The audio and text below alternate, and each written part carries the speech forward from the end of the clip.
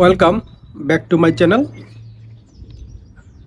জার্মানিতে আসার পর সবচেয়ে গুরুত্বপূর্ণ কাজ হচ্ছে সিটি রেজিস্ট্রেশন করা।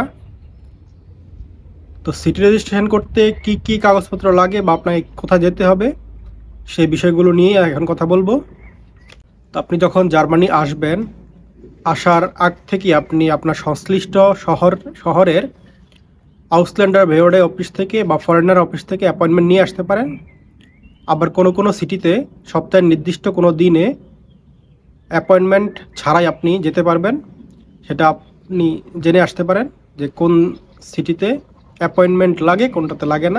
প্রথমবার আপনি যখন সিটি রেজিস্ট্রেশন করতে যাবেন তখনই রেসিডেন্স পারমিটের জন্য অ্যাপ্লাই করবেন। এটি আপনাকে ইউনিভার্সিটি থেকে বলে দেয় এবং সংশ্লিষ্ট ফর্ম আপনাকে দিয়ে দেয়। সেই ফর্ম পূরণ করে সিটি রেজিস্ট্রেশন অফিসে আপনি যাবেন।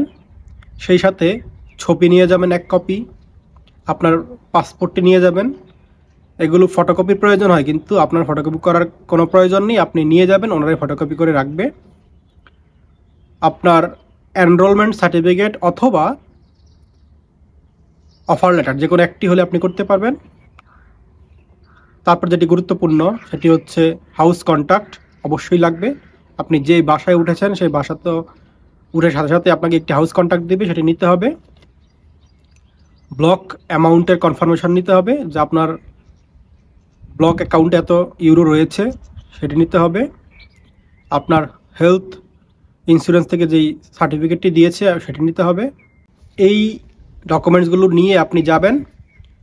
যাওয়ার সাথে সাথে আপনাকে ওনারা একটা কাগজ দিয়ে দিবে, সেটি হচ্ছে সিটি রেজিস্ট্রেশনের জন্য।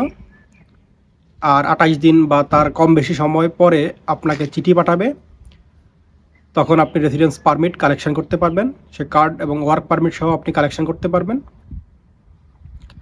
আর যখন আপনি রেসিডেন্স পারমিট এক্সটেন্ড করতে যাবেন দ্বিতীয় বছরে, বা কোনো সিটিতে 1 বছরের দেয়, কোনো সিটিতে 2 বছর দেয়, বা তার বেশি বা কমও দিতে পারে। যখন আপনি এক্সটেনশনের জন্য যাবেন তখন এনরোলমেন্ট সার্টিফিকেট লাগবে আপনার, কোন সেমিস্টারে আছেন সেটি। আর বাকি সকল ডকুমেন্টস একই লাগবে। ফর্ম তো আপনাকে অবশ্যই ফিল আপ করতে হবে। তারপরে দ্বিতীয় বছরে যাবেন, ওই সিটিতে ব্লক অ্যাকাউন্ট লাগলে ব্লক অ্যাকাউন্টে তথ্য নেবেন, অথবা আপনাকে ব্যাংক স্টেটমেন্ট নিতে হবে।